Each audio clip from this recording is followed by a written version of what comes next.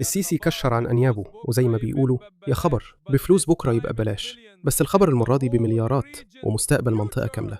الحكاية بدأت لما الكل افتكر إن مصر بعيدة عن اللي بيحصل في مضيق هرمز، بس الحقيقة إن الصمت المصري ما كانش ضعف، ده كان ترتيب لضربة معلم ورا الستارة. السيسي ظهر وهو بيسلم على الطيارين في الإمارات، والرسالة كانت واضحة: إحنا مش بتوع كلام، إحنا بتوع مسافة السكة وقت الجد. الموضوع أكبر من مجرد زيارة، ده فيه جيش وتكنولوجيا مصرية انتشرت في 4 دول خليجية: السعودية، الإمارات، الكويت والبحرين، بهدوء ومن غير دوشة.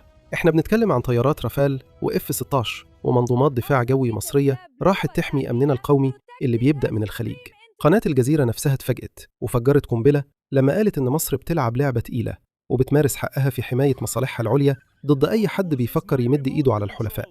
واللي يجنن أكتر إن إيران فاكرة إن مضيق هرمز ده ريموت كنترول بتتحكم بيه في اقتصاد العالم، وترامب كان خلاص هيفتح نار الجحيم بالعملية اللي سماها مشروع الحرية. بس في اللحظة الحاسمة السعودية والكويت سحبوا الفيشة وقفلوا القواعد والمجال الجوي لغاية ما ترامب يفهم إن الخليج مش ساحة تجارب وتصرفات متهورة. وهنا ظهرت أهمية الوجود المصري كقوة توازن، عشان المنطقة ما تقعش في فخ الأطماع التوسعية، سواء من إسرائيل اللي عايزة تخربها أو إيران اللي عايزة تنشر نفوذها. دلوقتي بقى في تدخل صيني لأول مرة عشان يلم الدور ويخلص الحرب دي بالتفاوض.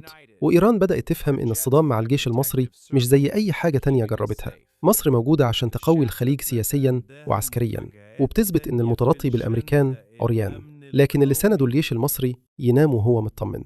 تفتكروا مصر لسه عندها مفاجآت تانية في شنطة الأمن القومي؟